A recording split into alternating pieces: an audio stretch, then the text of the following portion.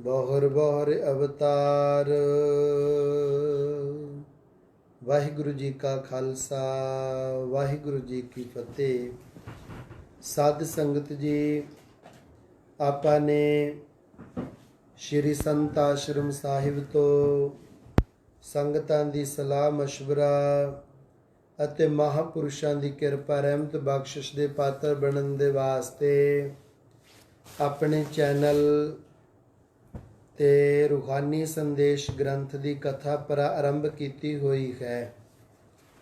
ਜੋ ਰੂਹਾਨੀ ਸੰਦੇਸ਼ ਸ਼੍ਰੀਮਾਨ ਸੰਤ ਬਾਬਾ ਈਸ਼ਰ ਸਿੰਘ ਜੀ ਮਹਾਰਾਜ, ਸ਼੍ਰੀਮਾਨ ਸੰਤ ਬਾਬਾ ਕਿਸ਼ਨ ਸਿੰਘ ਜੀ ਮਹਾਰਾਜ, ਰਾੜਾ ਸਾਹਿਬ ਵਾਲੇ ਸਤਿਪੁਰਸ਼ਾਂ ਦਾ ਪੂਰਾ ਜੀਵਨ ਹੈ, ਜੋ ਕਿ ਸੰਤ ਗਿਆਨੀ ਮੋਹਨ ਸਿੰਘ ਜੀ ਆਜ਼ਾਦ ਜੀਆਂ ਨੇ ਅੰਤਾਂ ਦੀ ਲਗਨ ਦੇ ਨਾਲ ਲਿਖਣਾ ਕੀਤਾ ਹੈ। ਸੋ ਅਸੀਂ ਅੱਜ 6ਵੇਂ ਭਾਗ ਦੀ ਵਿਚਾਰ ਕਰ ਰਹੇ ਹਾਂ। ਰੂਹਾਨੀ ਸੰਦੇਸ਼ ਦਾ 30 ਨੰਬਰ ਸਫਾ ਹੈ। ਸੋ ਸੰਗਤਾਂ ਕਹਿੰਦੀਆਂ ਰਹਿੰਦੀਆਂ ਨੇ ਕਿ ਤੁਸੀਂ ਵਿੱਚ ਕਹਿ ਦਿਆ ਕਰੋ ਕਿ ਇਸ ਕਥਾ ਨੂੰ ਵੱਧ ਤੋਂ ਵੱਧ ਸ਼ੇਅਰ ਕਰੋ, YouTube ਚੈਨਲ ਨੂੰ ਸਬਸਕ੍ਰਾਈਬ ਕਰੋ, ਲਾਈਕ ਕਰੋ ਅਤੇ ਵੱਧ ਤੋਂ ਵੱਧ ਸੰਗਤਾਂ ਨੂੰ ਭੇਜਣ ਦੀ ਕਿਰਪਾਲਤਾ ਕਰੋ, ਸੈਂਡ ਕਰੋ, ਸ਼ੇਅਰ ਕਰੋ, ਤਾਂ ਕਿ ਜਿਵੇਂ ਆਪਾਂ ਰਾੜਾ ਸਾਹਿਬ ਸੰਪਰਦਾਏ ਦੇ ਸਾਰੇ ਸਾਧੂ ਜਨ, ਸੰਤ ਜਨ, ਸੰਗਤਾਂ ਲਾਹਾ ਲੈ ਰਹੀਆਂ ਹਨ, ਇਵੇਂ ਹੋਰ ਵੀ ਜਿਹੜੇ ਸਤਿਪੁਰਸ਼ਾਂ ਦੀ ਸੰਗਤ ਕਰਨ ਵਾਲੇ ਹਨ, ਉਹਨਾਂ ਨੂੰ ਵੀ ਮਹਾਂਪੁਰਖਾਂ ਦੀ ਮਹਿਮਾ ਦਾ ਪਤਾ ਲੱਗ ਸਕੇ। ਇਸ ਕਰਕੇ ਸਾਰੀਆਂ ਸੰਗਤਾਂ ਨੂੰ ਬੇਨਤੀ ਹੈ, ਜੋ ਤੁਸੀਂ ਅੰਤਾਂ ਦੀ ਮਿਹਨਤ ਦੇ ਨਾਲ ਤਿਆਰ ਕੀਤਾ ਗ੍ਰੰਥ ਰੂਹਾਨੀ ਸੰਦੇਸ਼ ਸੁਣਦੇ ਹੋ, ਸਮਝਦੇ ਹੋ, ਆਪਣੇ ਫਰੈਂਡ ਸਰਕਲ ਦੇ ਵਿੱਚ ਆਪਣੇ ਰਿਲੇਟਿਵਾਂ ਨੂੰ, ਸਭਨਾਂ ਨੂੰ ਇਹ ਵਿਚਾਰ ਸ਼ੇਅਰ ਕਰਦੇ ਹੋ। ਇਵੇਂ ਕਿਵੇਂ ਹੋਰ ਗਰੁੱਪਾਂ ਦੇ ਵਿੱਚ ਵੀ ਮਹਾਂਪੁਰਖਾਂ ਨੂੰ ਜਾਂ ਸੰਗਤਾਂ ਨੂੰ ਭੇਜਿਆ ਕਰੋ ਭਾਈ, ਤਾਂ ਕਿ ਅਸੀਂ ਤੁਸੀਂ ਸਾਰੇ ਜਾਣੇ ਆਪਣਾ ਲੋਕ ਪਰਲੋਕ ਸਵਾਰ ਸਕੀਏ। ਸ਼ੰਕਾ ਅਤੇ ਉਸ ਦਾ ਉੱਤਰ। ਕਈ ਇੱਕ ਸੱਜਣਾਂ ਦਾ ਖਿਆਲ ਹੈ ਕਿ ਜਦੋਂ ਪੰਜਾਂ ਪਿਆਰਿਆਂ ਤੋਂ ਅੰਮ੍ਰਿਤ ਛਕਣ ਸਮੇਂ ਨਾਮ ਦੀ ਦਾਤ ਪ੍ਰਾਪਤ ਹੋ ਗਈ ਨੇ, ਗੁਰੇਪਣ ਦਾ ਦੋਸ਼ ਦੂਰ ਕਰਕੇ ਉਹ ਗੁਰੂ ਵਾਲੇ ਬਣ ਗਏ, ਫਿਰ ਕਿਸੇ ਮਹਾਂਪੁਰਖਾਂ ਤੋਂ ਵੱਖਰਾ ਨਾਮ ਸਿਮਰਨ, ਭਜਨ ਬੰਦਗੀ ਲੈਣ ਜਾਂ ਉਹਨਾਂ ਦੀ ਸੰਗਤ ਤੇ ਸੇਵਾ ਕਰਨੀ ਇਹ ਜ਼ਰੂਰੀ ਨਹੀਂ ਹੈ। ਅਤੇ ਉਹ ਨਾਮ ਜੋ ਅਧਿਕਾਰੀ ਜਾਣ ਕੇ ਇਕੱਲੇ ਸੱਜਣ ਨੂੰ ਦਿੰਦੇ ਹਨ, ਜਾਂ ਪੰਜਾਂ ਪਿਆਰਿਆਂ ਵਾਲਾ ਹੀ ਹੈ ਜਾਂ ਕੋਈ ਵੱਖਰਾ ਨਾਮ ਹੈ, ਇਸ ਦਾ ਜਵਾਬ ਕਹਿ ਲਓ, ਉੱਤਰ ਕਹਿ ਲਓ, ਅਨਸਰ ਕਹਿ ਲਓ, ਇੱਕੋ ਹੀ ਗੱਲ ਹੈ। ਗੁਰਮਤਿ ਵਿੱਚ ਨਾਮ ਇੱਕੋ ਹੀ ਹੈ, ਅੰਮ੍ਰਿਤ ਵੀ ਇੱਕੋ ਹੀ ਹੈ। ਨਾਨਕ ਅੰਮ੍ਰਿਤ ਏਕ ਹੈ, ਦੂਜਾ ਅੰਮ੍ਰਿਤ ਨਾਹਿ। ਨਾਨਕ ਅੰਮ੍ਰਿਤ ਮਨੈ ਮਾਹੀ, ਪਾਈਐ ਗੁਰ ਪ੍ਰਸਾਦ। ਪਰ ਉਸਦੇ ਜਪਣ ਦੇ ਢੰਗ, ਉਕਤੀਆਂ ਜੁਗਤੀਆਂ ਅਧਿਕਾਰੀ ਅਨੁਸਾਰ ਵੱਖੋ ਵੱਖਰੀਆਂ ਹੋਇਆ ਕਰਦੀਆਂ ਹਨ, ਜੋ ਕਿਸੇ ਨਾਮ ਰਸੀਏ ਮਹਾਂਪੁਰਸ਼ ਦੇ ਪਾਸੋਂ ਹੀ ਪ੍ਰਾਪਤ ਹੁੰਦੀਆਂ ਹਨ। ਜਿਵੇਂ ਡਾਕਟਰ ਦੀ ਦੁਕਾਨ ਦੇ ਵਿੱਚ ਬੇਅੰਤ ਦਵਾਈਆਂ ਪਈਆਂ ਹਨ, ਪਰ ਮਰੀਜ਼ ਨੂੰ ਤਾਂ ਪਤਾ ਹੀ ਨਹੀਂ ਹੁੰਦਾ ਕਿ ਇਹਨਾਂ ਸਾਰੀਆਂ ਦੇ ਵਿੱਚੋਂ ਮੇਰੇ ਰੋਗ ਦੀ ਨਿਵਰਤੀ ਲਈ ਕਿਹੜੀ ਦਵਾਈ ਲਾਜ਼ਮੀ ਹੈ। ਇਹ ਤਾਂ ਸਿਰਫ ਉਸ ਦੇ ਰੋਗ ਦੇ ਮੁਤਾਬਕ ਡਾਕਟਰ ਲੋਕ ਹੀ ਦੱਸ ਸਕਦਾ ਹੈ ਜਾਂ ਦੱਸ ਸਕਦੇ ਹਨ। ਰੋਗ ਦਾਰੂ ਦੋਵੇਂ ਬੁੱਝੈ ਤਾਂ ਵੈਦ ਸੁਜਾਨ। ਜੇਕਰ ਕੋਈ ਸੱਜਣ ਪੰਜਾਂ ਪਿਆਰਿਆਂ ਵਿੱਚੋਂ ਹੀ ਨਾਮ ਰਸੀਆ ਤੇ ਪੂਰਨ ਅਭਿਆਸੀ ਹੈ, ਜੋ ਜਗਿਆਸੂ ਨੂੰ ਉਸ ਦੇ ਪ੍ਰਸ਼ਨ ਦਾ ਉੱਤਰ ਦੇ ਕਰਕੇ, ਸ਼ੰਕੇ ਨਿਵਰਤ ਕਰਕੇ, ਬ੍ਰਹਮ ਗਿਆਨ ਦੀ ਦਾਤ ਬਖਸ਼ ਕੇ ਸੰਤੁਸ਼ਟ ਕਰ ਸਕੇ, ਫਿਰ ਕੋਈ ਜ਼ਰੂਰੀ ਨਹੀਂ ਹੈ ਕਿ ਕਿਸੇ ਹੋਰ ਮਹਾਂਪੁਰਸ਼ ਦੀ ਸੰਗਤ ਕਰੇ। ਜਾਂ ਉਸ ਤੋਂ ਨਾਮ ਜਾਪ ਦੀ ਜੁਗਤੀ ਪੁੱਛੇ। ਪਰ ਜੇਕਰ ਪੰਜ ਪਿਆਰੇ ਕੇਵਲ ਬਾਹਜ ਕਕਾਰਾਂ ਦੀ ਗਿਣਤੀ ਵਾਲੇ ਹੀ ਹਨ, ਉਹ ਵੀ ਗੁਰੂ ਦੀ ਹਜ਼ੂਰੀ ਵਿੱਚ ਸਤਿਕਾਰਯੋਗ ਤੇ ਗੁਰੂ ਸਰੂਪ ਹਨ। ਉਹਨਾਂ ਦੀ ਬਾਹਰਲੀ ਕਿਰਿਆ ਤੱਕ ਕੇ ਕਿਸੇ ਪ੍ਰਕਾਰ ਦੀ ਤਰਕ ਨਹੀਂ ਕਰਨੀ ਚਾਹੀਏ। ਪੂਰਨ ਨਿਸ਼ਚਾ ਰੱਖਣਾ ਹੈ ਕਿ ਇਸ ਵੇਲੇ ਮੈਂ ਕਲਗੀਆਂ ਵਾਲੇ ਸੱਚੇ ਪਾਤਸ਼ਾਹ ਦੇ ਹੱਥਾਂ 'ਚੋਂ ਹੀ ਅੰਮ੍ਰਿਤ ਦੀ ਦਾਤ ਪ੍ਰਾਪਤ ਕਰੇਗਾ।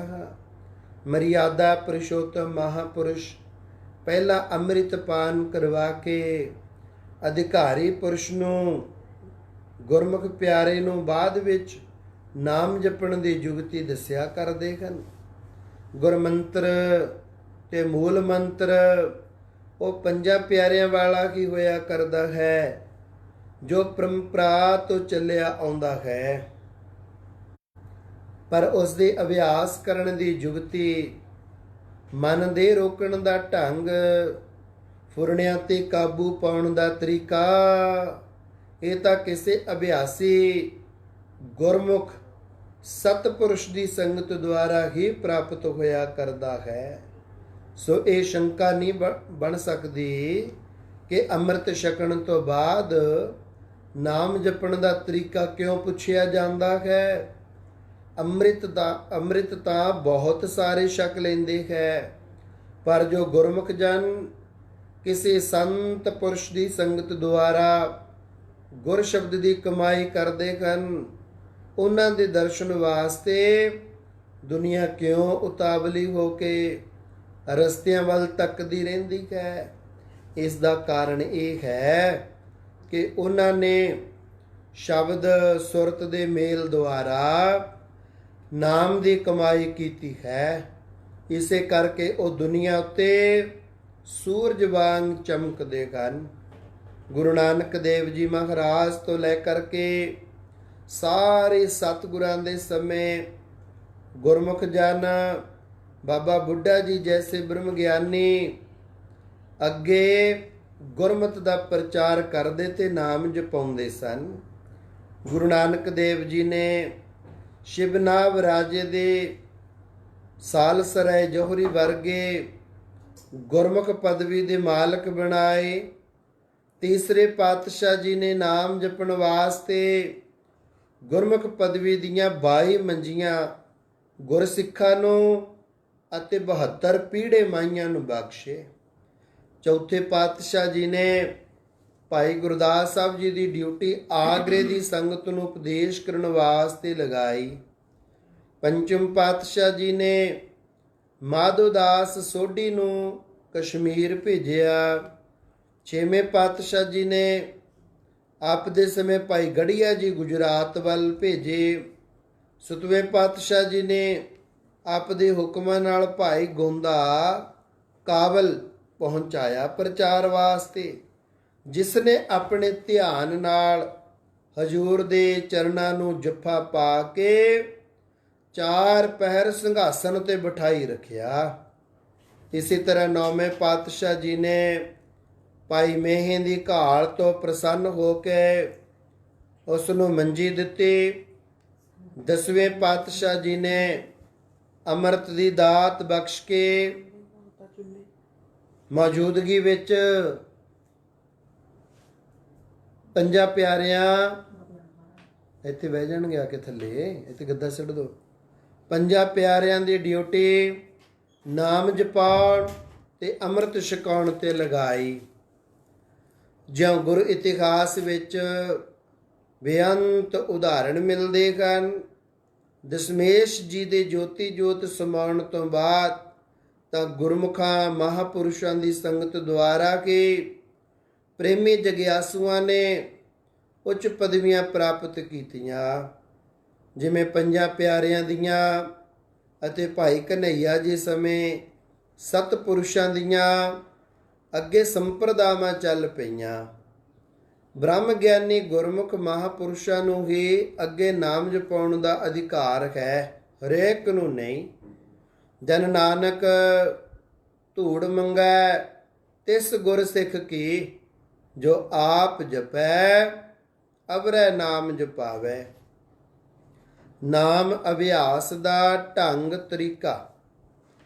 ਰਸਨਾ ਦੁਆਰਾ ਨਾਮ ਜਪਣਾ। ਨੰਬਰ 2, ਆਉਂਦੇ ਜਾਂਦੇ ਸਵਾਸਾਂ ਨਾਲ ਨਾਮ ਜਪਣਾ, ਅਭਿਆਸ ਕਰਨਾ।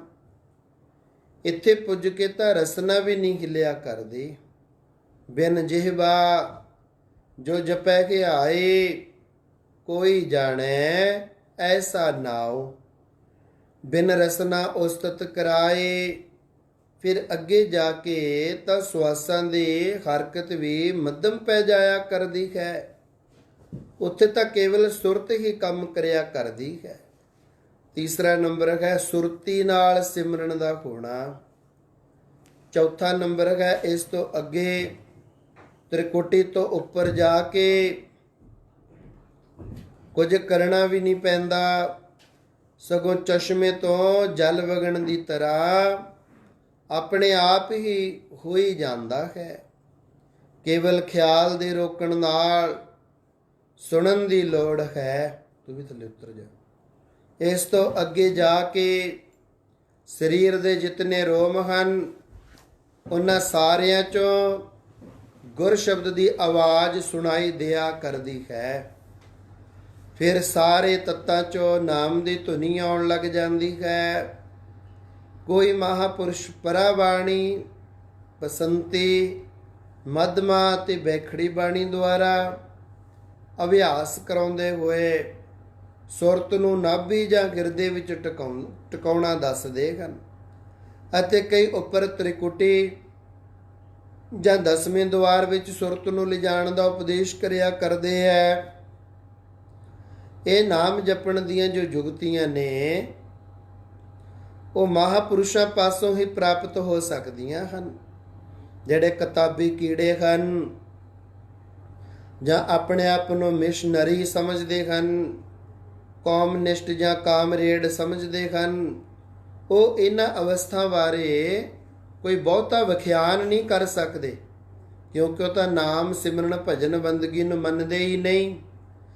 ਜੋ ਵਿਅਕਤੀ ਅੰਮ੍ਰਿਤ ਛਕਣ ਸਮੇਂ ਪੰਜਾਂ ਪਿਆਰਿਆਂ ਵੱਲੋਂ ਪ੍ਰਾਪਤ ਹੋਏ ਗੁਰਮੰਤਰ ਤੋਂ ਤੋੜ ਕੇ ਆਪਣਾ ਕੋਈ ਵੱਖਰਾ ਨਾਮ ਜਪਣਾ ਦੱਸਦੇ ਹੈ, ਉਹਨਾਂ ਦੀ ਸੰਗਤ ਕਰਨੀ ਠੀਕ ਨਹੀਂ। ਸੰਤ ਜੀ ਮਹਾਰਾਜ ਦੀ ਕਠਨ ਤਤਿਕਸ਼ਾ ਤੇ ਸੇਵਾ। ਬਾਬਾ ਅਤਰ ਸਿੰਘ ਜੀ ਨੇ ਹੋਰ ਵੀ ਬਹੁਤ ਸਾਰੇ ਬਚਨ ਕੀਤੇ ਸਨ। ਇਤਨੇ ਨੂੰ ਪੌਪ ਫੁਟਾਲਾ ਹੋ ਆਇਆ ਤਾਂ ਆਪ ਸਾਰੇ ਸਾਥੀਆਂ ਨੂੰ ਨਾਲ ਲੈ ਕੇ ਗੁਰਦੁਆਰਾ ਸਾਹਿਬ ਪੁੱਜੇ। ਗੁਰੂ ਦਰਸ਼ਨ ਦੀਆਂ ਹਾਜ਼ਰੀਆਂ ਭਰੀਆਂ। ਗੁਰੂ ਦਰਬਾਰ ਦੇ ਵਿੱਚ ਪਹੁੰਚ ਕੇ ਲਾਹਾ ਪ੍ਰਾਪਤ ਕੀਤਾ। ਇਸ ਪ੍ਰਕਾਰ ਆਪ ਜੀ 2 ਦਿਨ ਹੋਰ ਠਹਿਰੇ। ਮਹਾਪੁਰਸ਼ਾਂ ਦੀ ਕਿਰਪਾ ਤੇ ਖੁਸ਼ੀ ਵੱਧਦੀ ਗਈ। ਆਇਆਂ ਨੂੰ ਤੀਸਰਾ ਦਿਨ ਸੀ ਤਾਂ ਨਾਲ ਦੇ ਸਾਥੀ ਹੀਰਾ ਸਿੰਘ ਦੀ ਛੁੱਟੀ ਖਤਮ ਹੋ ਚੁੱਕੀ ਸੀ। ਉਹ ਤਾਂ ਇੱਥੋਂ ਹੀ ਸੰਤਾਂ ਤੋਂ ਆਗਿਆ ਲੈ ਕੇ ਪ੍ਰਸ਼ਾਦ ਲੈ ਕੇ ਨਮਸਕਾਰ ਕਰਕੇ ਪਟਿਆਲੇ ਆਪਣੀ ਡਿਊਟੀ ਤੇ ਆ ਹਾਜ਼ਰ ਹੋਏ ਅਤੇ ਸੰਤ ਈਸ਼ਰ ਸਿੰਘ ਜੀ ਕੁਝ ਕੁ ਦਿਨ ਹੋਰ ਬੇਪਰਵਾਹੀ ਨਾਲ ਇਉਂ ਟਿਕੇ ਰਹੇ ਕਿ ਮਾਨੋ ਵਾਪਸ ਜਾਣ ਦਾ ਖਿਆਲ ਹੀ ਨਹੀਂ ਹੁੰਦਾ। ਪਰ ਮਹਾਪੁਰਸ਼ਾਂ ਨੇ ਹੁਕਮ ਕਰਕੇ ਵਾਪਸ ਭੇਜ ਦਿੱਤੇ ਕਿ ਤੁਹਾਡੀ ਪੜ੍ਹਾਈ ਦਾ ਹਰਜ ਹੁੰਦਾ ਹੈ, ਹੁਣ ਵਾਪਸ ਚਲੇ ਜਾਓ, ਫਿਰ ਆ ਕੇ ਦਰਸ਼ਨ ਕਰ ਲੈਣੇ। ਅਟਲ ਹੁਕਮ ਦੀ ਪਾਲਣਾ ਤਾਂ ਕਰਨੀ ਪਈ, ਪਰ ਘਰ ਵਿੱਚ ਜਾ ਕੇ ਜੀ ਨਾ ਲੱਗੇ, ਕਿਉਂਕਿ ਸਰੀਰ ਕਰਕੇ ਹੀ ਵਾਪਸ ਮੁੜੇ ਸਨ। ਮਨ ਤਾਂ ਬਾਬਾ ਜੀਆਂ ਦੇ ਚਰਨਾਂ ਵਿੱਚ ਹੀ ਛੱਡ ਆਏ ਸਨ। ਪ੍ਰੇਮ ਦੀ ਅਕਹਿ ਅਵਸਥਾ, ਗੱਦਾ ਦੇ ਉਹਨਾਂ ਨੂੰ ਬੈਠਣ ਵਾਸਤੇ, ਪ੍ਰੇਮ ਦੀ ਅਕਹਿ ਅਵਸਥਾ ਜਿਸ ਕਰਕੇ ਸਕੂਲ ਦੀ ਪੜ੍ਹਾਈ ਵੀ ਛੱਡ ਬੈਠੇ, ਕਿਉਂਕਿ ਮਨ ਤਾਂ ਇੱਕ ਹੈ, ਉਹ 8 ਪਹਿਰ ਸਿਮਰਨ ਵਿੱਚ ਜੁੜਿਆ ਰਹਿੰਦਾ ਹੈ। ਨੇਤਰ ਹਰ ਸਮੇਂ ਬੰਦ, ਤੇ ਅੰਤਰ ਸਿਮਰਨ ਦੀ ਰੌਂ ਚੱਲਦੀ ਰਹਿੰਦੀ ਹੈ। ਇਸ ਕਰਕੇ ਨਾਮ ਮਾਤਰ ਹੀ ਕਲਾਸ ਵਿੱਚ ਬੈਠਦੇ ਹਨ। ਨਾ ਉਸਤਾਦਾਂ ਦੇ ਲੈਕਚਰ ਵੱਲ ਕੋਈ ਧਿਆਨ, ਨਾ ਕਿਸੇ ਕਲਾਸ ਨੂੰ ਫੋਲੋ ਕਰਨਾ, ਨਾ ਕਿਸੇ ਮਜ਼ਮੂਨ ਦਾ ਧਿਆਨ ਰੱਖਣਾ। ਇਸੇ ਤਰ੍ਹਾਂ ਜੁੜੀ ਸੁਰਤ ਤੇ ਬੰਦ ਨੇਤਰ ਕਲਾਸ ਅਟੈਂਡ ਕਰਕੇ ਵਾਪਸ ਆ ਕੇ ਕਮਰਾ ਬੰਦ ਕਰਕੇ ਬੈਠ ਜਾਣਾ। ਸਾਰੀ ਰਾਤ ਇੱਕੋ ਥਾਂ ਜਾਗਦਿਆਂ ਬਤੀਤ ਕਰ ਦੇਣੀ। ਕੇਵਲ ਇੱਕੋ ਵਾਰ 2 ਵਜੇ ਇਸ਼ਨਾਨ ਕਰਨ ਉੱਠਣਾ। ਖਾਣ ਪਾਣ ਬਹੁਤ ਘੱਟ ਕਰ ਦਿੱਤਾ, ਜਿਸ ਕਰਕੇ ਸਰੀਰ ਅਤਿਅੰਤ ਕਿਰਸ ਹੋ ਗਿਆ। ਕਦੇ ਤੋਪਖਾਨੇ ਦੇ ਗਰਾਊਂਡ ਵਿੱਚ, ਕਦੇ ਸੁਦਾਸਰ ਦੇ ਕੰਢੇ ਜਾ ਬੈਠਣਾ। ਕਈ ਵਾਰੀ ਆਪਣੇ ਆਪ ਹੀ ਨੇਤਰਾਂ ਵਿੱਚੋਂ ਵੈਰਾਗ ਦਾ ਜਲ ਵਹਿ ਤੁਰਨਾ। ਹਉ ਰਹਿ ਨਾ ਸਕਾਂ ਬਿਨ ਦੇਖੇ ਪ੍ਰੀਤਮਾ, ਮੈਂ ਨੀਰ ਵਹੇ ਵਹਿ ਚੱਲੈ ਜੀਓ। ਇਉਂ ਰੇਰੂ ਸਾਹਿਬ ਤੋਂ ਵਾਪਸ ਆ ਕੇ ਬਹੁਤਾ ਸਮਾਂ ਪਟਿਆਲੇ ਇਕਾਂਤ ਵਿੱਚ ਜਾਂ ਕਿਸੇ ਬੀਤ ਰਾਗ ਸਾਧੂ ਦੀ ਸੰਗਤ ਵਿੱਚ ਹੀ ਬਤੀਤ ਕਰਦੇ।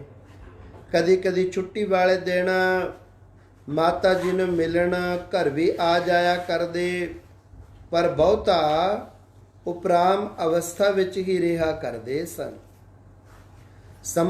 ਸੰਤ ਸੰਪਰਦਾਇ ਦੀ ਨਾਦੀ ਬੰਸਾਵਲੀ ਰੂਹਾਨੀ ਸੰਦੇਸ਼ ਵਿੱਚ ਕਿਸ ਤਰ੍ਹਾਂ ਦੇ ਨਾਲ ਹੈ। ਸਾਹਿਬ ਸ੍ਰੀ ਗੁਰੂ ਗੋਬਿੰਦ ਸਿੰਘ ਸੱਚੇ ਪਾਤਸ਼ਾਹ ਮਹਾਰਾਜ, ਇਹਨਾਂ ਤੋਂ ਅੱਗੇ ਭਾਈ ਦਇਆ ਸਿੰਘ ਜੀ ਪੰਜਾਂ ਪਿਆਰਿਆਂ ਦੇ ਮੁਖੀ, ਫਿਰ ਬਾਬਾ ਸੋਭਾ ਸਿੰਘ ਜੀ ਸੋਢੀ ਆਨੰਦਪੁਰ ਵਾਲੇ, ਫਿਰ ਬਾਬਾ ਸਾਹਿਬ ਸਿੰਘ ਜੀ ਬੇਦੀ ਊਨਾ ਸਾਕੇ, ਬਾਬਾ ਭਾਗ ਸਿੰਘ ਜੀ ਕੁਰੀ ਵਾਲੇ, ਬਾਬਾ ਵੀਰ ਸਿੰਘ ਜੀ ਨੁਰੰਗਾਬਾਦ ਵਾਲੇ।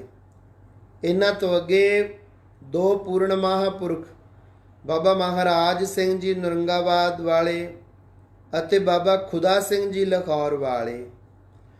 ਫਿਰ ਜੋ ਆਪਣੀ ਸੰਪਰਦਾਇ ਸੰਤ ਬਾਬਾ ਮਹਾਰਾਜ ਸਿੰਘ ਜੀ ਨੁਰੰਗਾਬਾਦ ਵਾਲਿਆਂ ਤੋਂ ਅੱਗੇ ਬਾਬਾ ਰਾਮ ਸਿੰਘ ਜੀ ਵਿਰਕ ਨੁਰੰਗਾਬਾਦੀਏ, ਫਿਰ ਸੰਤ ਬਾਬਾ ਕਰਮ ਸਿੰਘ ਜੀ ਮਹਾਰਾਜ ਹੋਤੀ ਮਰਦਾਨ ਵਾਲੇ, ਸੰਤ ਬਾਬਾ ਆਇਆ ਸਿੰਘ ਜੀ ਮਹੰਤ ਹੋਤੀ ਮਰਦਾਨ ਅਤੇ ਸੰਤ ਬਾਬਾ ਅਤਰ ਸਿੰਘ ਜੀ ਮਹਾਰਾਜ ਰੇਰੂ ਸਾਹਿਬ ਵਾਲੇ। ਜੋ ਕਿ ਸੰਤ ਬਾਬਾ ਕਰਮ ਸਿੰਘ ਮਹਾਰਾਜ ਜੀ ਹੋਤੀ ਮਰਦਾਨ ਵਾਲੇ, ਉਹਨਾਂ ਤੋਂ ਅੱਗੇ ਬਾਬਾ ਆਇਆ ਸਿੰਘ ਜੀ ਮਹਾਰਾਜ ਹੋਤੀ ਮਰਦਾਨ, ਫਿਰ ਸੰਤ ਬਾਬਾ ਰਾਮ ਸਿੰਘ ਜੀ ਮਹਾਰਾਜ ਹੋਤੀ ਮਰਦਾਨ, ਸੰਤ ਬਾਬਾ ਮਾਝਾ ਸਿੰਘ ਜੀ। ਜਦੋਂ ਇਹ ਗ੍ਰੰਥ ਲਿਖਿਆ ਗਿਆ ਉਸ ਵੇਲੇ ਸੰਤ ਬਾਬਾ ਰੋਸ਼ਨ ਸਿੰਘ ਜੀ ਮਕਸੂਦਪੁਰ ਜ਼ਿਲ੍ਹਾ ਕਪੂਰਥਲਾ ਵਾਲੇ ਗੱਦੀ ਤੇ ਸੁਭਾਏਮਾਨ ਸਨ। ਔਰ ਇਧਰ ਸੰਤ ਬਾਬਾ ਕਰਮ ਸਿੰਘ ਮਹਾਰਾਜ ਜੀ ਹੋਤੀ ਮਰਦਾਨ ਵਾਲਿਆਂ ਤੋਂ ਅੱਗੇ ਸੰਤ ਬਾਬਾ ਅਤਰ ਸਿੰਘ ਜੀ ਮਹਾਰਾਜ ਰੇਰੂ ਸਾਹਿਬ ਵਾਲੇ। ਇਹਨਾਂ ਤੋਂ ਅੱਗੇ 3 ਮਹਾਪੁਰਸ਼ ਹੋਏ। ਵੱਡੇ ਸੰਤ ਭਗਵਾਨ ਸਿੰਘ ਜੀ ਮਹਾਰਾਜ ਰੇਰੂ ਸਾਹਿਬ ਵਾਲੇ, ਸੰਤ ਬਾਬਾ ਈਸ਼ਰ ਸਿੰਘ ਜੀ ਮਹਾਰਾਜ ਰਾੜਾ ਸਾਹਿਬ ਵਾਲੇ, ਸੰਤ ਮਹਾਰਾਜ ਸੰਤ ਬਾਬਾ ਕਿਸ਼ਨ ਸਿੰਘ ਜੀ ਮਹਾਰਾਜ ਰਾੜਾ ਸਾਹਿਬ ਵਾਲੇ। ਔਰ ਅੱਗੇ ਹਨ ਸੰਤ ਬਾਬਾ ਤੇਜਾ ਸਿੰਘ ਜੀ ਮਹਾਰਾਜ ਰਾੜਾ ਸਾਹਿਬ ਵਾਲੇ। ਮਾਤਾ ਜੀ ਤੋਂ ਪ੍ਰਵਾਨਗੀ ਕਿਸ ਤਰ੍ਹਾਂ ਪ੍ਰਾਪਤ ਕਰਦੇ ਹਨ? ਸੰਤ ਜੀ ਮਹਾਰਾਜ ਘਰ ਦੇ ਕਾਰ ਵਿਹਾਰ ਵਿੱਚ ਤਾਂ ਸ਼ੁਰੂ ਤੋਂ ਹੀ ਹਿੱਸਾ ਨਹੀਂ ਸਨ ਲੈਂਦੇ ਅਤੇ ਸਭ ਤੋਂ ਵੱਧ ਆਪ ਜੀ ਦਾ ਮਾਤਾ ਜੀ ਦੇ ਨਾਲ ਪਿਆਰ ਸੀ।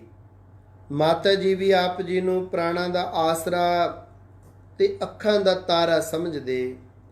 ਜੇਕਰ ਹਫ਼ਤੇ ਬਾਅਦ ਛੁੱਟੀ ਵਾਲੇ ਦਿਨ ਆਪ ਜੀ ਘਰ ਨਾ ਜਾਂਦੇ ਤਾਂ ਮਾਤਾ ਜੀ ਦਾ ਕੋਮਲ ਹਿਰਦਾ ਸੋਚਾਂ ਫਿਕਰਾਂ ਵਿੱਚ ਪੈ ਕੇ ਬੇਵਲ ਹੋ ਜਾਇਆ ਕਰਦਾ।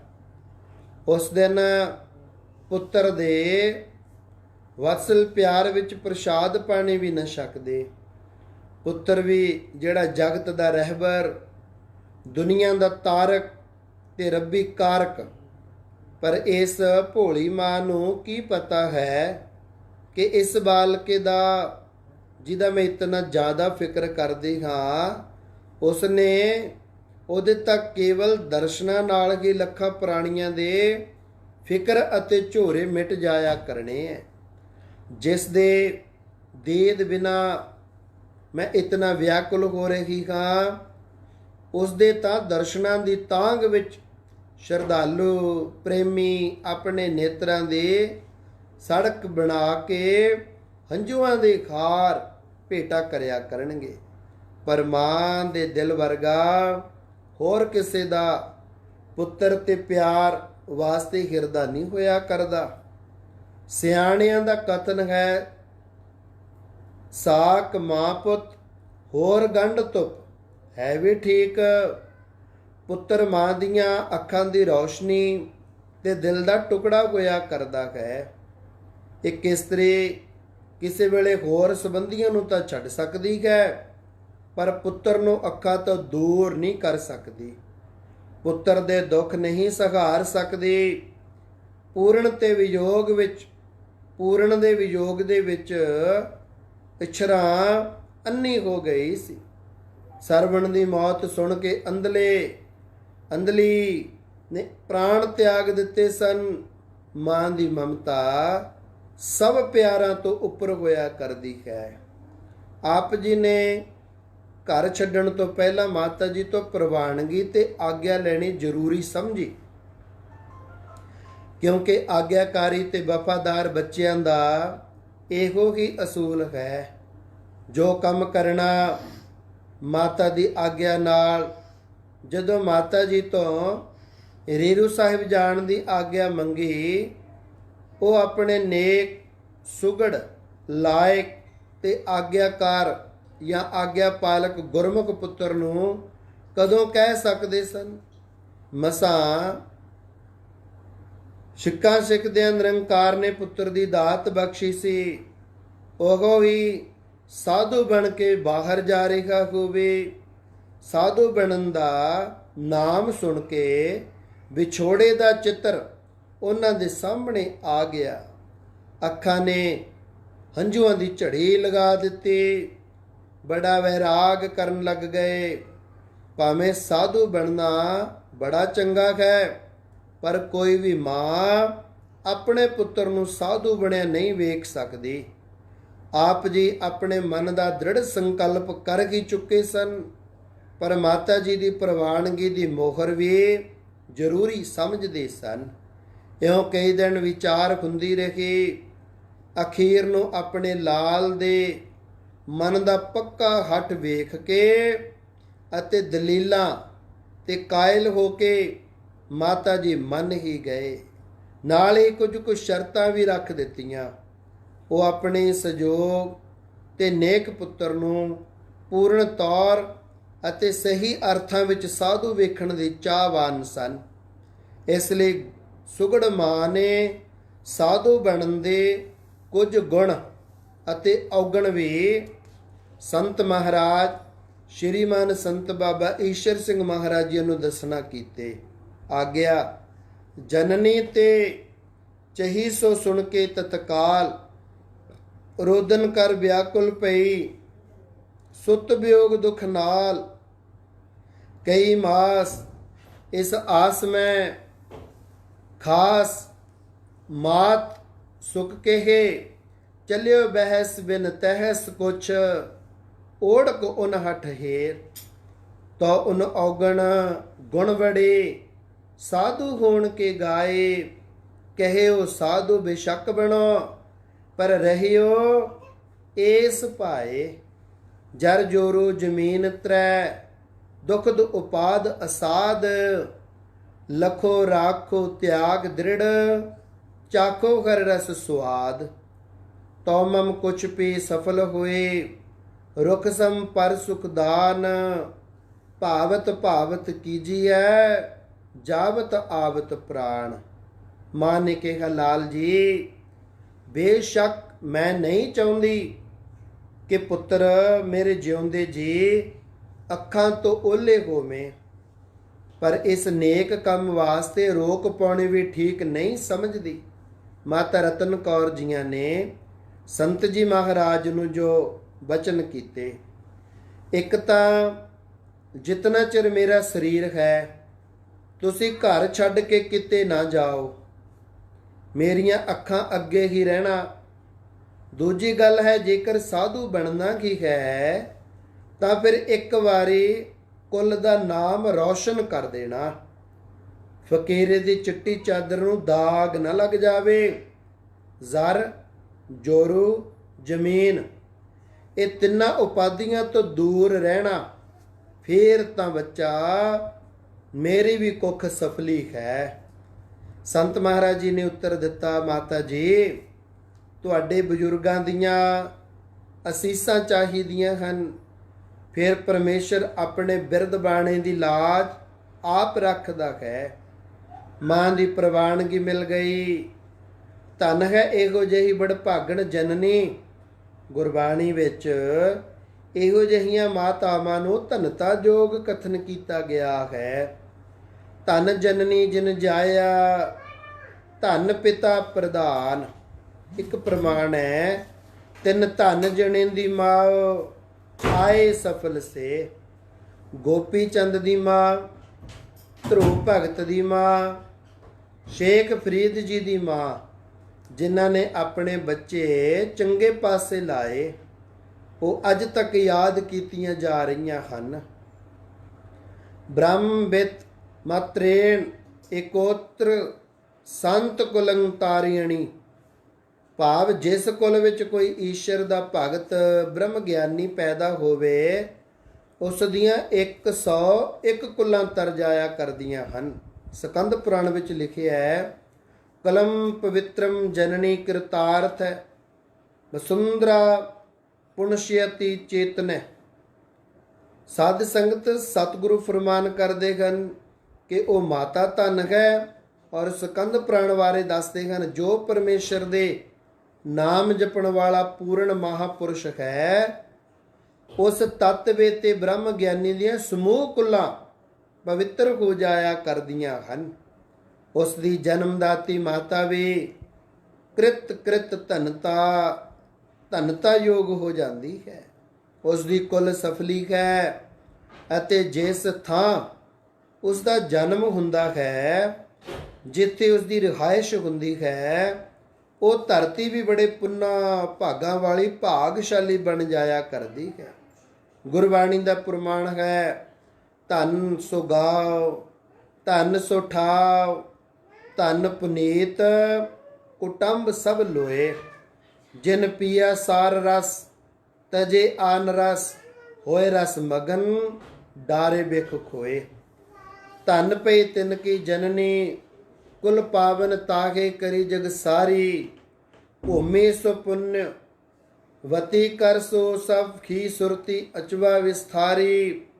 ਬ੍ਰਹਮ ਸਨਾਤਨ हेर जनो और ते सब बासन दूर निवारे। वेदन की गत जेतन बीते तके ताहे उदार संभारी। मोख पंथ ਦੇ ਵਿੱਚ ਇਸ ਤਰ੍ਹਾਂ ਬਚਨ ਆਏ ਹਨ। ਫਿਰ ਪਿਤਾ ਜੀ ਪਾਸ ਨਮਸਕਾਰ ਕਰਕੇ ਆਗਿਆ ਮੰਗੀ।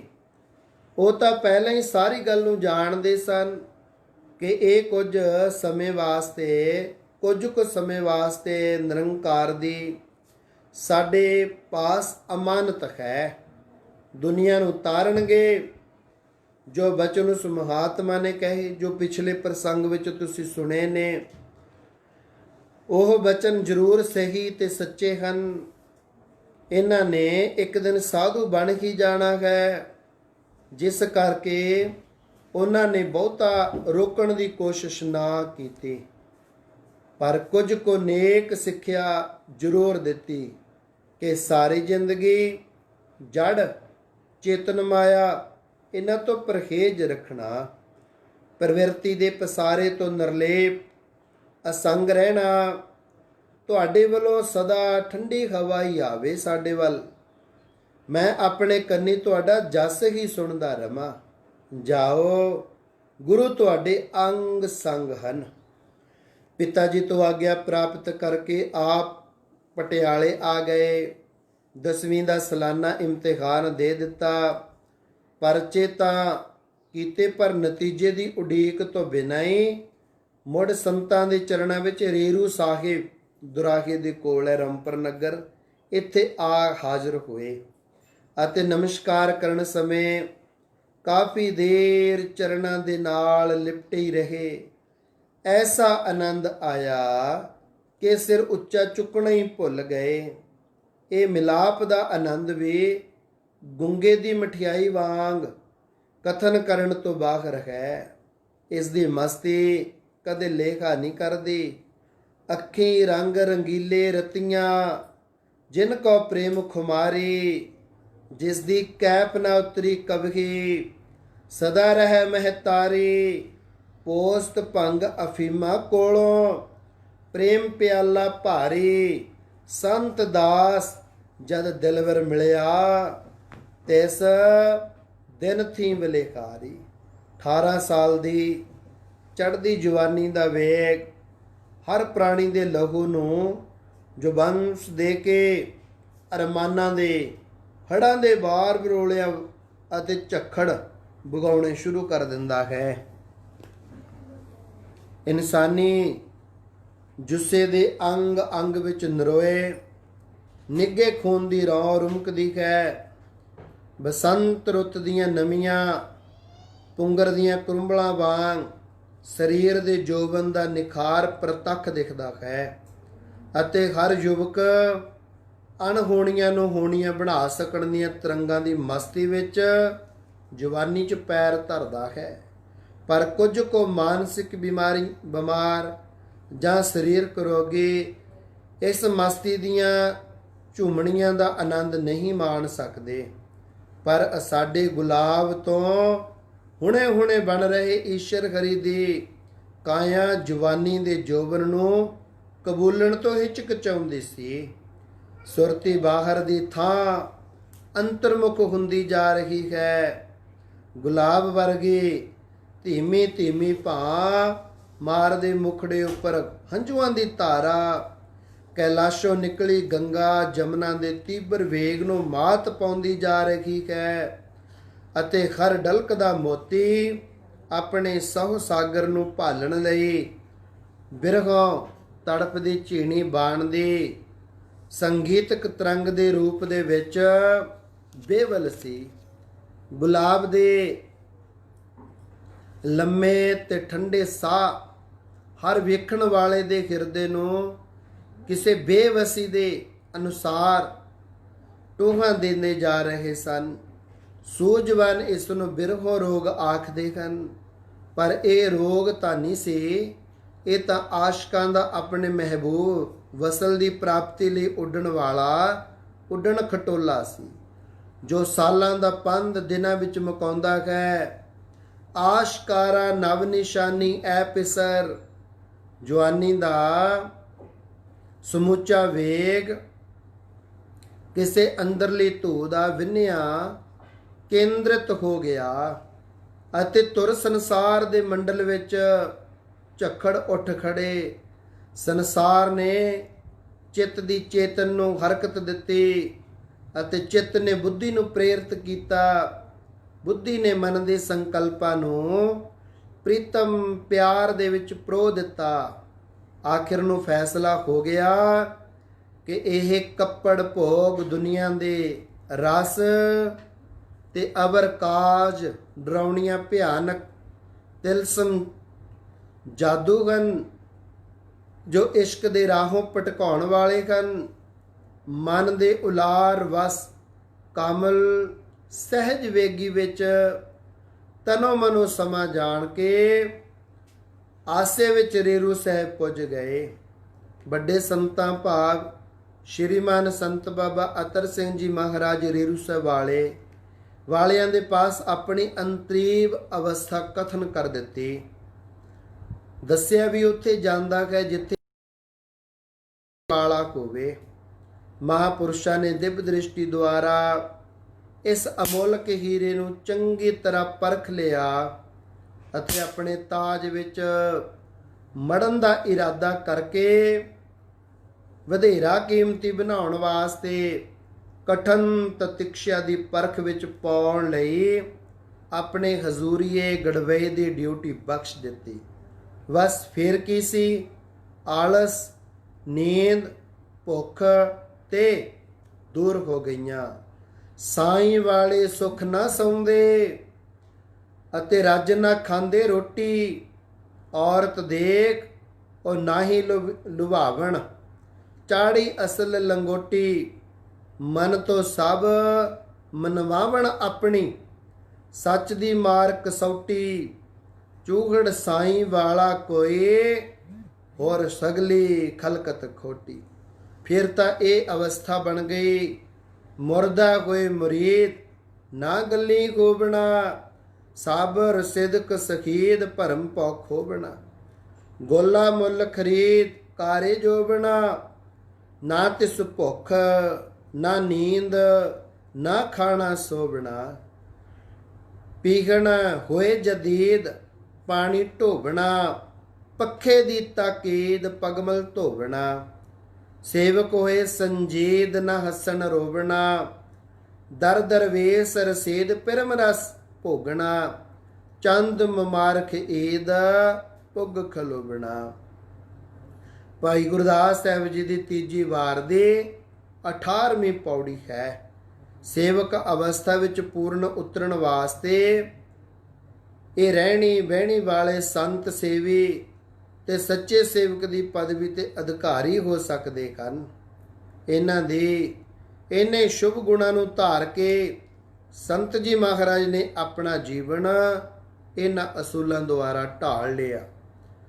ਸੰਤ ਸੇਵਾ ਤੇ ਵੈਰਾਗ ਦੀ ਦਸ਼ਾ 1924 ਈਸਵੀ ਦੇ ਅਪ੍ਰੈਲ ਮਹੀਨੇ ਦੁਆਰਾ ਹਾਜ਼ਰੀ ਦਿੱਤੀ ਅਤੇ ਮਹਾਪੁਰਸ਼ਾਂ ਦੇ ਅੰਤਮ ਸਵਾਸਾਂ ਤੱਕ ਸੇਵਾ ਤੇ ਸਿਮਰਨ ਵਿੱਚ ਹੀ ਨਿਭਾ ਦਿੱਤੀ।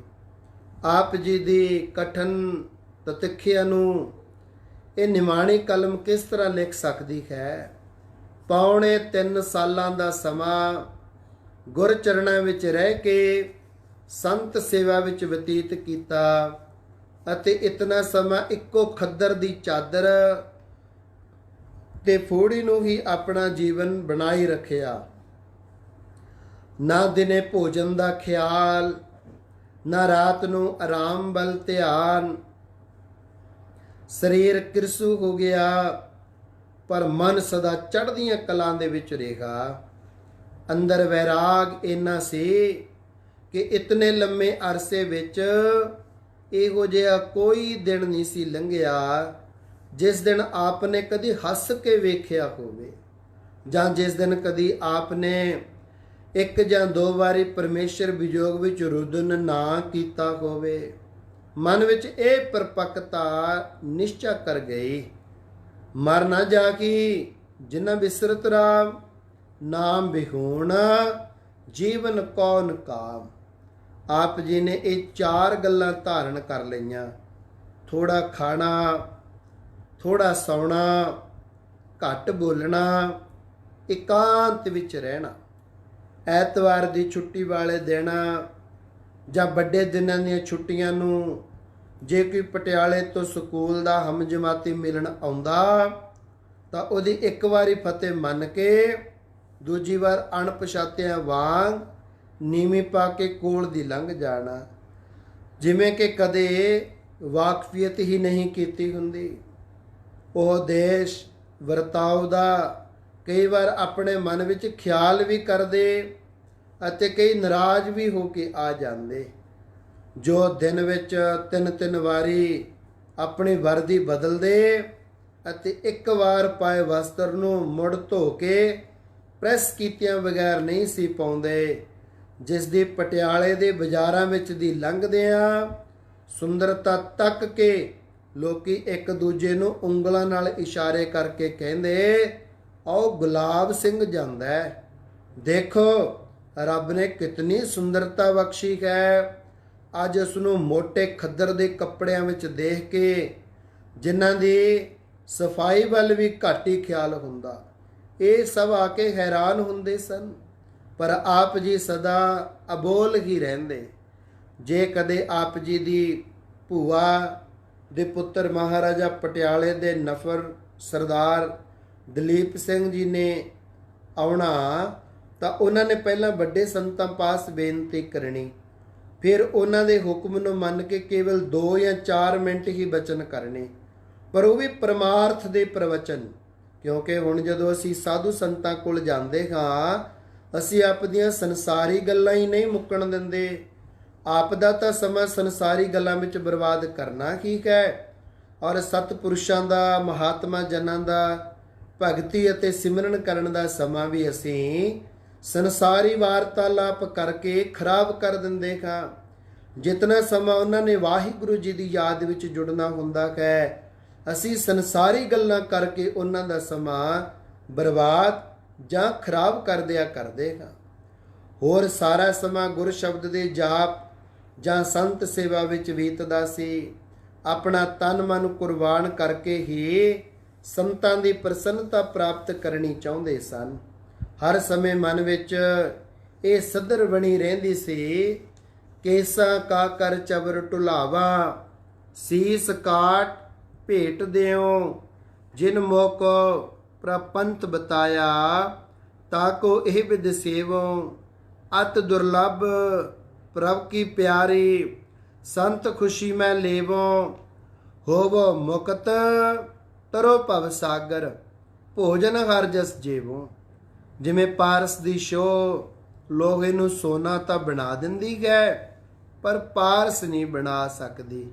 ਪਰੰਤੂ ਮਹਾਪੁਰਸ਼ਾਂ ਦੀ ਸੰਗਤ ਆਪਣੇ ਸਮਾਨ ਪੂਰਨ ਮਹਾਪੁਰਸ਼ ਬਣਾ ਲਿਆ ਕਰਦੀ ਹੈ।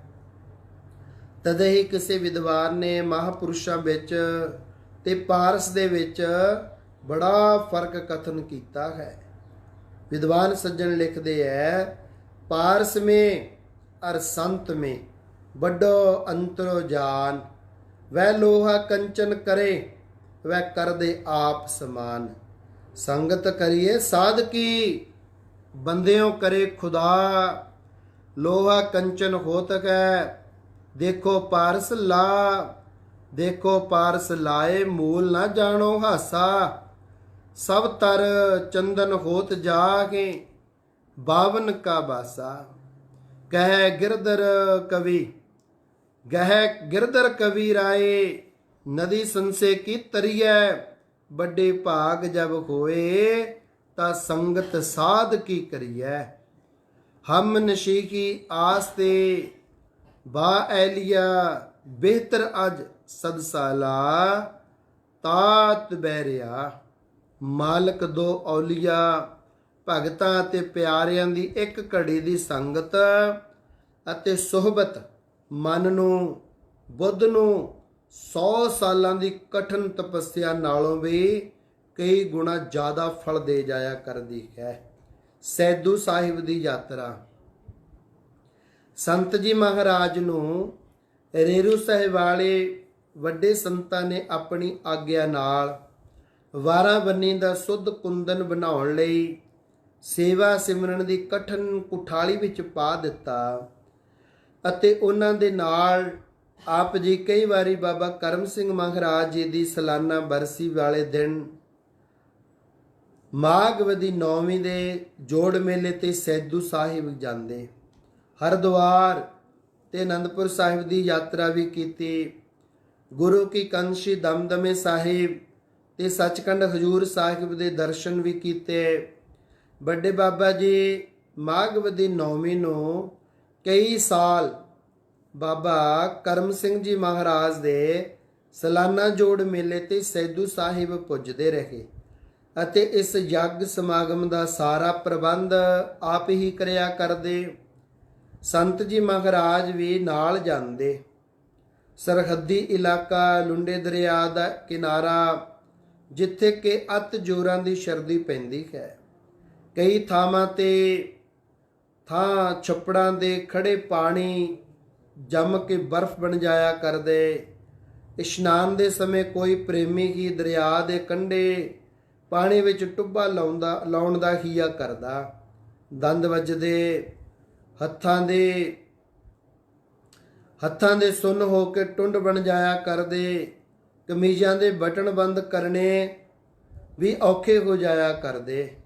ਗਿੱਲੇ ਕਸ਼ਹਿਰੇ ਨਿਚੋੜਨੇ ਇਸ ਕੰਢੇ ਬੈਠਦੇ। ਨਾਲ ਦੇ ਸਾਥੀਆਂ ਵਿੱਚੋਂ ਵੀ ਕੋਈ ਵਿਰਲਾ ਹੀ ਸਾਥ ਦਿੰਦਾ। ਰਾਤ ਨੂੰ ਗੁਰਦੁਆਰੇ ਸਾਹਿਬ ਕੀ ਭਾਰੀ ਕੰਬਲ ਤੇ ਦੋ ਦੋ ਰਜਾਈਆਂ ਉੱਪਰ ਲੈ ਕੇ ਆਰਾਮ ਕਰਿਆ ਕਰਦੇ। ਇੱਕੋ ਇੱਕ ਸੇਵਾਦਾਰ ਸੰਤ ਈਸ਼ਰ ਸਿੰਘ ਜੀ ਨੇ ਹੀ ਅਖੀਰ ਤੱਕ ਸਾਥ ਨਿਭਾਇਆ, ਜਿਨ੍ਹਾਂ ਦੇ ਹੱਥ ਵਿੱਚ ਗੜਵਾ, ਮੋਢੇ ਉੱਪਰ ਆਸਣ ਹੁੰਦਾ, ਨਿਗਾਹ ਨੀਵੀਂ, ਨੇਤਰ ਬੰਦ ਕਰਕੇ ਉਹਨਾਂ ਨੇ ਮਾਲਕ ਦੀ ਰਜ਼ਾ ਦੇ ਵਿੱਚ ਮਗਰ ਤੁਰਨ ਦਾ ਹੀ ਪ੍ਰਣ ਕੀਤਾ ਹੋਇਆ ਸੀ। ਦਰਿਆ ਦੇ ਠੰਡੇ ਪਾਣੀ ਵਿੱਚ ਇਸ਼ਨਾਨ ਕਰਕੇ ਸੰਤਾਂ ਦੇ ਨਾਲ ਹੀ ਉਸੇ ਥਾਂ ਕਿਨਾਰੇ ਤੇ ਬੈਠ ਜਾਣਾ। ਉੱਪਰ ਕੋਈ ਭਾਰੀ ਬਸਤਰ ਵੀ ਨਹੀਂ ਸੀ ਰੱਖਦੇ ਕਿ ਬੈਠਿਆਂ ਆਲਸ ਨਾ ਆ ਜਾਵੇ। ਸਰੀਰ ਨੂੰ ਕਠਨ ਤਤਿਖਿਆ ਦਿੰਦਿਆਂ ਕਦੇ ਇਸ ਦੇ ਸੰਭਾਲਣ ਵੱਲ ਧਿਆਨ ਵੀ ਨਹੀਂ ਕੀਤਾ। ਅਮੀਰ ਘਰਾਣੇ ਵਿੱਚ ਜਨਮ, ਸ਼ਹਿਰੀ ਜੀਵਨ, ਬਚਪਨ ਸਕੂਲਾਂ ਵਿੱਚ ਲੰਘਿਆ, ਚੜ੍ਹਦੀ ਜਵਾਨੀ ਸੰਤਾਂ ਪਾਸ ਆ ਗਏ। ਇਹੋ ਜਿਹੀ ਸਰਦੀ ਕਾਹਨੂੰ ਕਦੇ ਕਿਸੇ ਦੇਖੀ ਹੋਣੀ ਹੈ। ਠੰਡ ਲੱਗ ਗਈ ਜਿਸ ਨਾਲ ਸਰੀਰ ਬਿਮਾਰ ਹੋ ਗਿਆ। ਫਿਰ ਸੰਤ ਜੀ ਮਾਹਰ ਦੇ ਹੁਕਮ ਨਾਲ ਆਪ ਜੀ ਨੂੰ ਗੁਰਦੁਆਰੇ ਸਾਹਿਬ ਦੇ ਵੱਖਰੇ ਕਮਰੇ ਵਿੱਚ ਆਰਾਮ ਕਰਵਾਇਆ ਗਿਆ। ਅੰਦਰ ਅੰਗੀਠੇ ਬਾਲ ਕੇ ਉੱਪਰ ਹੀ ਗਰਮ ਕੰਬਲ ਪਾਏ ਗਏ, ਗਰਮ ਦੁੱਧ ਛਕਾਇਆ ਤਾਂ ਸਰੀਰ ਨੂੰ ਕੁਝ ਆਰਾਮ ਮਿਲਿਆ। ਵੱਡੇ ਸੰਤਾਂ ਨੇ ਸੰਤ ਜੀ ਮਹਾਰਾਜ ਨੂੰ ਕਫਨੀ ਧਾਰਨ ਕਰਵਾਈ। ਉਸੇ ਸਮੇਂ ਸਰਹੱਦੀ ਦੇ ਰਹਿਣ ਵਾਲੇ ਇੱਕ ਕਰਮਚੰਦ ਨਾਮੀ ਸੇਠ ਨੇ ਬਾਬਾ ਜੀ ਦੇ ਪਾਸ ਅਰਜ਼ ਕਰਕੇ ਸਾਰੀ ਸੰਗਤ ਵਾਸਤੇ ਵਰਦੀ ਬਣਾਉਣ ਦੀ ਮਨਜ਼ੂਰੀ ਲੈ ਲਈ। ਸੰਤ ਜੀ ਨੇ ਉਹਨਾਂ ਵਸਤਰਾਂ ਵਿੱਚ 2 ਕਫਨੀਆਂ ਤੇ ਬਾਕੀ ਸਾਰੇ ਕਲੀਆਂ ਵਾਲੇ ਚੋਲੇ ਬਣਾਉਣ ਲਈ ਹੁਕਮ ਕਰ ਦਿੱਤਾ। ਜਦੋਂ ਉਸਨੇ ਤੀਸਰੇ ਦਿਨ ਸੰਤਾਂ ਅੱਗੇ ਸੀਤੇ ਕੱਪੜੇ ਲਿਆ ਰੱਖੇ ਤਾਂ ਕਫਨੀਆਂ 2 ਦੀ ਬਜਾਏ 4 ਸਨ। ਸੰਤ ਜੀ ਮਹਾਰਾਜ ਦੇ ਪੁੱਛਣ ਤੇ ਉਸਨੇ ਅਰਜ਼ ਕੀਤੀ, ਮਹਾਰਾਜ ਹਜੂਰ ਦੇ 2 ਹੋਰ ਸਾਥੀ ਵੀ ਕਫਨੀਆਂ ਪਾਉਣੀਆਂ ਚਾਹੁੰਦੇ ਹਨ। ਸੰਤ ਜੀ ਕਹਿਣ ਲੱਗੇ, ਚੰਗਾ ਉਹਨਾਂ ਨੂੰ ਦੇ ਦਿਓ। ਦੂਸਰੇ ਦਿਨ ਸੁਵਖਤੇ ਹੀ ਦੀਵਾਨ ਦੀ ਸਮਾਪਤੀ ਤੋਂ ਬਾਅਦ ਇੱਕ ਕਫਨੀ ਤਾਂ ਬਾਬਾ ਜੀ ਨੇ ਆਪਣੇ ਗਲ ਪਾ ਲਈ ਅਤੇ ਦੂਸਰੀ ਕਫਨੀ ਹੱਥ ਵਿੱਚ ਲੈ ਕੇ ਸਤਿਗੁਰਾਂ ਦੀ ਹਜ਼ੂਰੀ ਵਿੱਚ ਖੜੋਤੇ ਸੰਤ ਜੀ ਮਹਾਰਾਜ ਸੰਤ ਬਾਬਾ ਈਸ਼ਰ ਸਿੰਘ ਮਹਾਰਾਜ ਜੀ ਦੇ ਗਲ ਵਿੱਚ ਪਾਉਣ ਵਾਸਤੇ ਅਰਦਾਸ ਕੀਤੀ। ਹੇ ਦੀਨ ਦੁਨੀਆ ਦੇ ਮਾਲਕ, ਹੇ ਦੀਨ ਦੁਨੀਆ ਦੇ ਵਾਲੀ ਗੁਰੂ ਨਾਨਕ ਦੇਵ ਜੀ, ਹੇ ਕਲਗੀਆਂ ਵਾਲੇ ਪਾਤਸ਼ਾਹ ਜੀ, ਆਪ ਜੀ ਦੇ ਚਰਨਾਂ ਤੋਂ ਵਰੋਸਾਏ ਪੂਰਨ ਬ੍ਰਹਮ ਗਿਆਨੀ ਸੰਤ ਬਾਬਾ ਕਰਮ ਸਿੰਘ ਜੀ ਮਹਾਰਾਜ ਦੇ ਜੋਤੀ ਜੋਤ ਸਮਾਉਣ ਵਾਲੀ ਜਗ੍ਹਾ ਤੇ ਹਾਜ਼ਰ ਹੋ ਕੇ ਆਪ ਜੀ ਦੇ ਨਿਰਮਾਣ ਸੇਵਕ ਈਸ਼ਰ ਸਿੰਘ ਨੂੰ ਅੱਜ ਕਫਨੀ ਪਵਾ ਕੇ ਸੰਤ ਬਣਾਉਣ ਲੱਗੇਗਾ ਅਤੇ ਫਕੀਰੀ ਦਾ ਬਾਣਾ ਦੇ ਰਹੇਗਾ। ਆਪ ਜੀ ਨੇ ਇਹਨਾਂ ਦੇ ਹਰ ਸਮੇਂ ਅੰਗ ਸੰਗ ਹੋ ਕੇ ਸਹਾਇਤਾ ਕਰਨੀ। ਬਿਰਧਬਾਣੀ ਦੀ ਲਾਜ ਨੂੰ ਪਾਲਦੇ ਹੋਇਆਂ ਧਾਰਨ ਕੀਤੇ ਭੇਖ ਦੀ ਪੈਜ ਰੱਖਣੀ, ਚੜ੍ਹਦੀਆਂ ਕਲਾਂ ਕਰਨੀਆਂ। ਇਉਂ ਅਰਦਾਸ ਬੇਨਤੀ ਕਰਕੇ ਆਪਣੇ ਹੱਥੀਂ ਹਜ਼ੂਰ ਦੇ ਗਲ ਵਿੱਚ ਕਫਨੀ ਪਾ ਕੇ ਅਸੀਸਾਂ ਬਖਸ਼ੀਆਂ ਤੇ ਆਖਿਆ, ਲਓ ਹੁਣ ਤੁਸਾਂ ਅੱਜ ਤੋਂ ਫਕੀਰੀ ਬਾਣਾ ਧਾਰਨ ਕਰ ਲਿਆ ਹੈ। ਭਾਵੇਂ ਮਨ ਤਾਂ ਤੁਹਾਡਾ ਪਹਿਲਾਂ ਹੀ ਸਾਧੂ ਸੀ, ਪਰ ਬਾਹਰਲਾ ਲਿਵਾਸ ਹੋਣਾ ਵੀ ਬਹੁਤ ਜ਼ਰੂਰੀ ਹੈ, ਕਿਉਂਕਿ ਇਸ ਭੇਖ ਤੋਂ ਹੀ ਸਾਧੂ ਤੇ ਗ੍ਰਸਤੀ ਦੇ ਬੂਹੇ ਅੱਗੇ ਜਾਵੇ ਅਤੇ ਉਹ ਅੱਗੇ ਇਸ ਦਾ ਸਤਿਕਾਰ ਨਾ ਕਰੇ ਤਾਂ ਉਹ ਸਾਰਾ ਦੋਸ਼ ਸਾਧੂ ਦੇ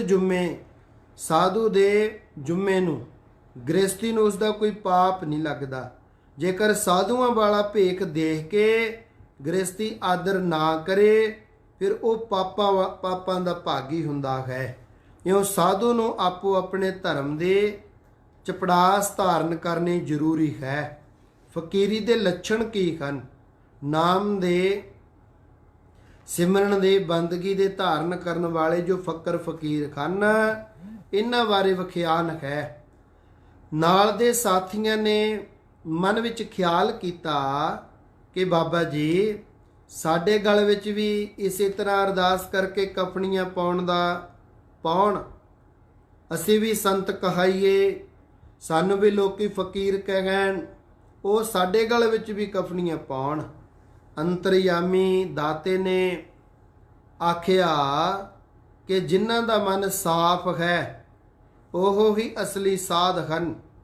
ਫਕੀਰ ਜਾਂ ਫਕੀਰੀ ਇਹ ਉਰਦੂ ਦਾ ਲਫ਼ਜ਼ ਹੈ। ਫੇ, ਕਾਫ, ਯੇ, ਰੇ ਇਨ 4 ਅੱਖਰਾਂ ਦੇ ਜੋੜ ਨਾਲ ਸ਼ਬਦ ਬਣਦਾ ਹੈ। ਇਸ ਦੇ ਸਹੀ ਅਰਥ ਹਨ ਫੇ ਚੋਂ ਸੰਸਾਰ ਨੂੰ ਫਨਾ ਰੂਪ ਜਾਣਨਾ, ਕਾਫ ਚੋਂ ਕਨਾਇਤ ਸੰਤੋਖ ਧਾਰਨ ਕਰਨਾ, ਭਾਵ ਕਿਸੇ ਚੀਜ਼ ਦਾ ਲਾਲਚ ਨਹੀਂ ਕਰਨਾ, ਜੋ ਵੀ ਪ੍ਰਾਰਬਧ ਅਨੁਸਾਰ ਮਿਲ ਜਾਵੇ ਉਸੇ ਵਿੱਚ ਪ੍ਰਸੰਨ ਰਹਿਣਾ ਤੇ ਪਾਸ ਆਏ ਪਦਾਰਥ ਨੂੰ ਵੰਡ ਕੇ ਛਕਣਾ। ਇਹ 3 ਗੱਲਾਂ ਸਾਧੂ ਦੇ ਧਾਰਨ ਕਰਨੇ ਯੋਗ ਹਨ। ਯੋਗ ਅਯੋਗ ਨੂੰ ਦੇਖ ਕੇ ਆਈ ਚੀਜ਼ ਮਨਾ ਨਾ ਕਰੋ, ਪਾਸ ਹੁੰਦੀ ਨੂੰ ਜਮਾ ਨਾ ਕਰੋ, ਨਹੀਂ ਹੈ ਤਾਂ ਤਮਾ ਨਾ ਕਰੋ, ਪ੍ਰਾਰਬਧ ਪਰ ਸ਼ਾਕਰ ਰਹਿ ਕੇ ਪ੍ਰਸੰਨਤਾ ਧਾਰਨ ਕਰੋ।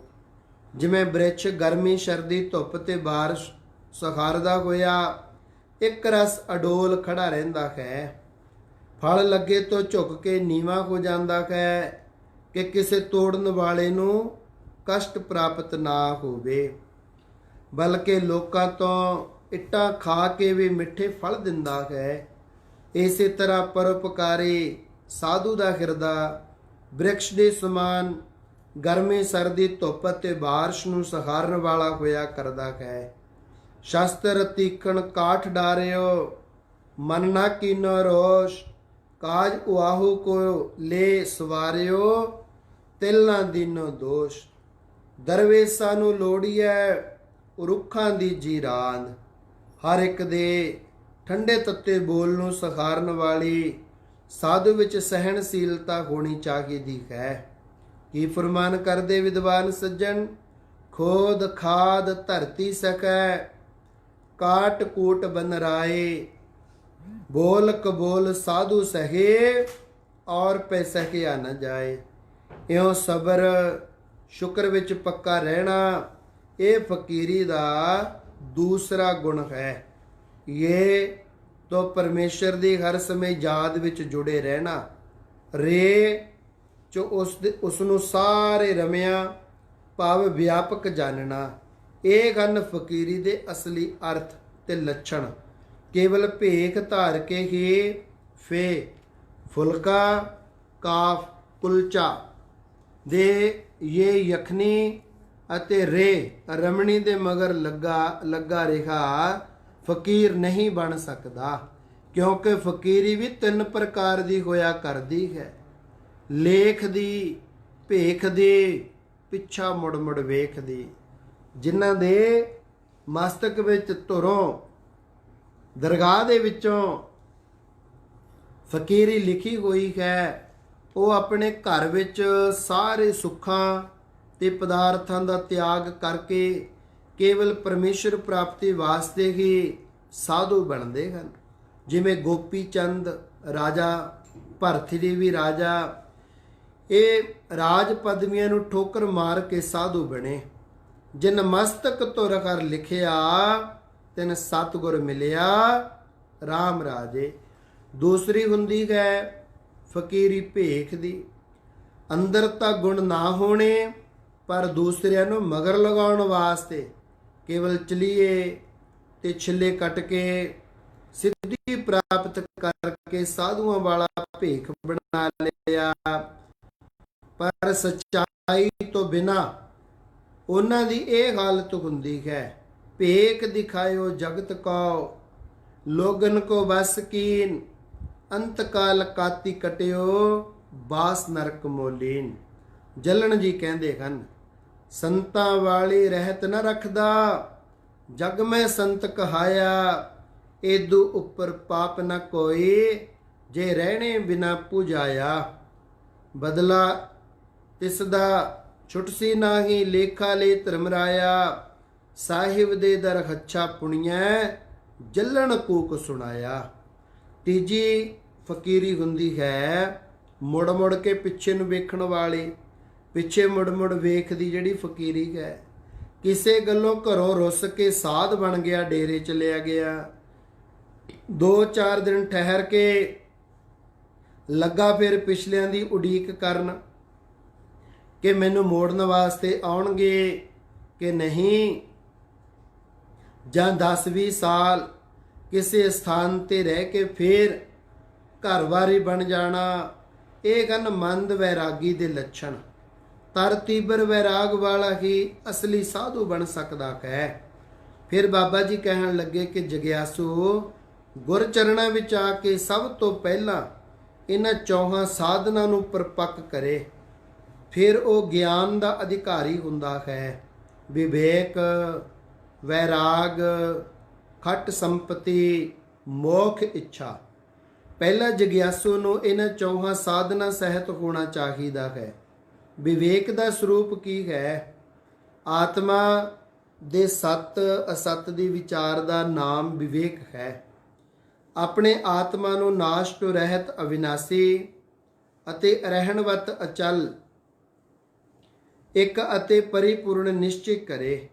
ਇਸ ਤੋਂ ਉਲਟ ਸੰਸਾਰ ਨੂੰ ਮਿਥਿਆ ਸਮਝੇ। ਅਨਾਤਮਕ ਦੇਹ, ਮਨ, ਇੰਦਰੀ ਆਦਿਕ ਨਾਸ਼ਵੰਤ, ਚੰਚਲ ਤੇ ਪ੍ਰਸੰਨ ਹਨ। ਇਹ ਨਾਨਾ ਰੂਪਾਂ ਨੂੰ ਧਾਰਨ ਕਰਦੇ ਹਨ। ਇਸ ਪ੍ਰਕਾਰ ਦੇ ਸਤ ਅਸਤ ਦਾ ਨਾਮ ਹੀ ਵਿਵੇਕ ਹੈ, ਜੋ ਸਾਰੇ ਸਾਧਨਾਂ ਦਾ ਮੂਲ ਹੈ। ਅਬਿਨਾਸੀ ਆਤਮ, ਅਚਲ, ਜਗ ਜਾਤੈ ਪ੍ਰਤਿਕੂਲ, ਐਸੋ ਗਿਆਨ ਵਿਵੇਕ ਹੈ, ਸਭ ਸਾਧਨ ਕੋ ਮੂਲ। ਵਿਚਾਰ ਸਾਗਰ ਦੇ ਵਿੱਚ ਇਸ ਤਰ੍ਹਾਂ ਵਚਨ ਆਉਂਦੇ ਹਨ। ਵੈਰਾਗ ਦਾ ਸਰੂਪ ਹੈ, ਕਿਸ ਤਰ੍ਹਾਂ ਦਾ ਸਰੂਪ ਹੈ ਔਰ ਇਹ ਕਿਤਨੇ ਪ੍ਰਕਾਰ ਦਾ ਹੋਇਆ ਕਰਦਾ ਹੈ। ਵੈਰਾਗ 3 ਪ੍ਰਕਾਰ ਦਾ ਹੁੰਦਾ ਹੈ। ਮੰਦ ਵੈਰਾਗ, ਤੀਬਰ ਵੈਰਾਗ, ਤਰ ਤੀਬਰ ਵੈਰਾਗ। ਮੰਦ ਵੈਰਾਗ ਦੇ ਇਹ ਲੱਛਣ ਨੇ: ਨਾਰ ਮਰੈ ਕਰ ਸੰਪਤ ਨਾਸੀ, ਮੁੰਡ ਮੁੰਡਾਏ ਭਇਆ ਸੰਨਿਆਸੀ। ਇਸਤਰੀ ਪੁੱਤਰ ਦਾ ਵਿਜੋਗ ਹੋ ਗਿਆ ਜਾਂ ਵਪਾਰ 'ਚ ਘਾਟਾ ਪੈ ਗਿਆ ਤਾਂ ਘਰ-ਬਾਰ ਛੱਡ ਕੇ ਸਾਧ ਬਣ ਗਿਆ। ਪਦਾਰਥ ਫਿਰ ਮਿਲ ਗਏ, ਫਿਰ ਫਕੀਰੀ ਦਾ ਤਿਆਗ ਕਰ ਗਿਆ।